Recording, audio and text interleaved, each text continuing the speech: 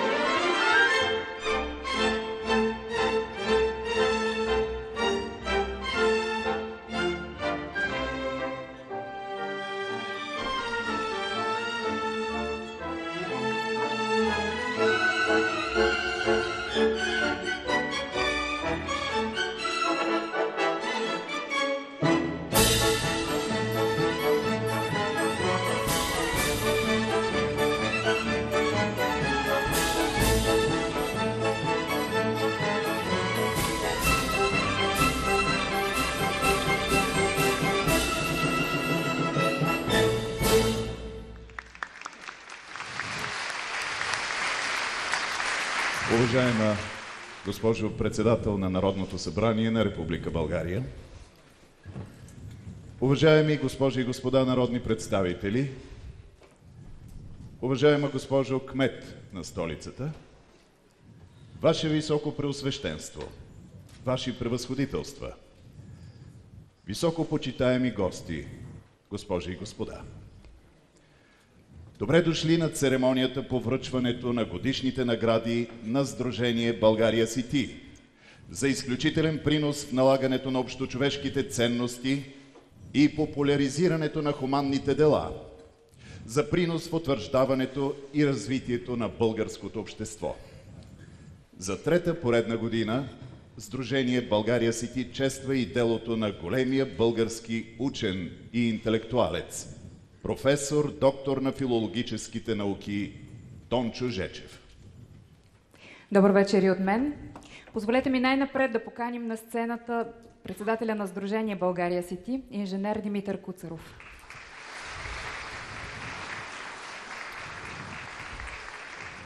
Уважаема госпожо председател на Народното събрание на Република България, уважаеми дами и господа народни представители, уважаема госпожо кмет на столицата, Ваше Високо Преосвещенство, Ваши превъзходителства, високо почитаеми гости, дами и господа! Добре дошли на третото издание на Сдружение България Сити. Съжалявам, една от наградените дами тази вечер е стана лошо и искам да си позволя при предварителните разговори, които направихме да приеме наградата, тя каза така: "Ей, Митьо, вие варите чернозема на България." И бих добавил, че всички наградени тази вечер са гръбнака на българската нация. Благодаря ви, че уважихте тези награди. България сте вие. Благодаря.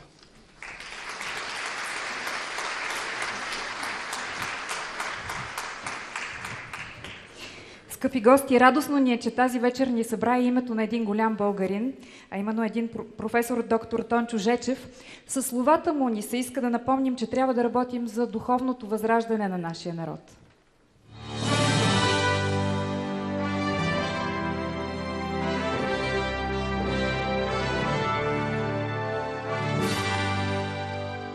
Бог ни е дал едно от най-хубавите кътчета на земята, ни е дал тук.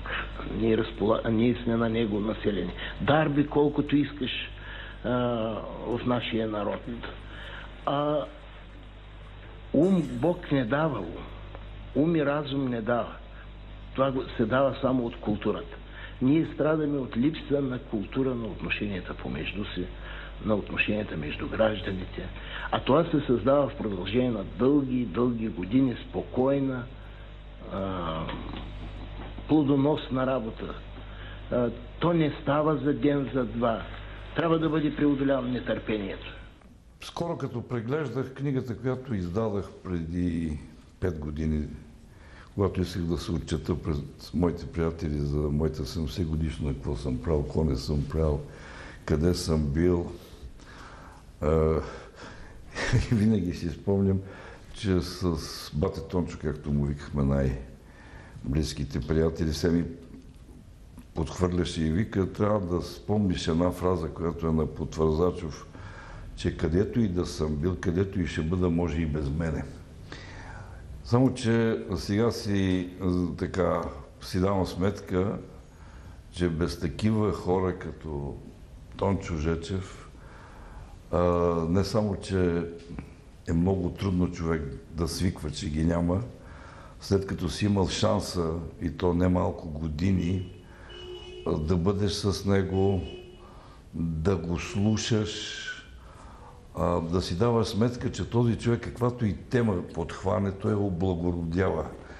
Той ти я поднася по съвсем друг начин. Успокоено, мъдро и винаги с закачливи негови импровизации. Малко като джем сейшън правеше в разговорите си, които можехме да водим. Първото нещо, за което се сещам, е за една негова книга "Българския великден" или "Страстите български". Аз не бях много близък приятел с него. По-близък беше Томски и тримата тръгнахме за Цариград, Истанбул, Константинополис, както кажеш така. И по пътя, още не бяхме стигнали Одрин, извора на Белоногата да го видим ние, по поемата на Пенчо Раджов Славейков. Томски му казва, как беше извора на Белоногата? И Тончо Жечев се изправи пред водата и каза така: "Виждаш ли долу в полето? Там дет се мержлеят, чернеят, 10 върби. Не 10 върби, не беше, забравя. Сетих се. Дет се мержлеят, чернеят, 10 дървя върбови." Там било село Бисерча. В стари времена от Коле там се родила, живяла мамина мила Гиргана. И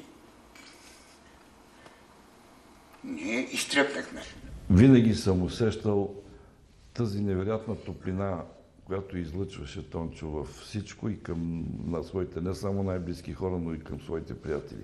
Искам да го запомним с неговата загадъчна усмивка, в която по някакъв начин казваше всичко, което искаше да каже на хората. Запознах се с него още преди да го познавам лично. Мога да кажа, че той беше моят духовен учител. Ако има някакво интелектуално влияние върху мен сериозно, то е влиянието на Тончо Жечев. Аз бях още като студент изключително впечатлен, завладян от неговите книги и от идеите за България, които те разкриваха. И понеже беше бурно време и в това време имаше нужда от котви, аз бях студент от 89 до 94. Моята котва беше Тончо Жечев. Запознахме се покрай негови участия в Панорама през 93-та и някои интервюта, които аз вземах от него. Той, въпреки своята безспорна ерудиция, въпреки това, че имаше винаги какво да каже, беше склонен повече да слуша. Той беше благ и мъдър човек. И съжалявам, искрено съжалявам, че нашите най-големи, най-сериозни разговори, може би за мен най-важни, не се състояха. Вече мнозина не си дават сметка, че най-после е дошло време на особена революция. Не такава революция, каквито са досега и които обикновено са завършвали с диктатури. Революция, а революция в името на еволюцията, за да се доведе, да се нормализира положението. А те пак с гражданско ожесточение, с реваншистки настроения, едва ли не ще правим тази революция в името на нормализирането на живота. Тончо, жена му не му даваше да пуши. А Тончо казва: Джимо, дай една цигара. И сега, като се сещам, ще запаля една цигара в памет на Тончо.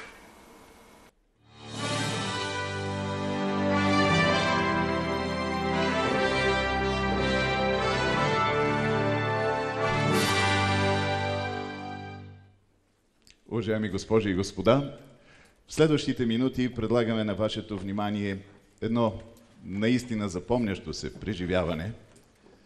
Балета на Софийската опера с диригент Борис Спасов и отказ от шедьовъра на Пьотр Илич Чайковски «Спящата красавица».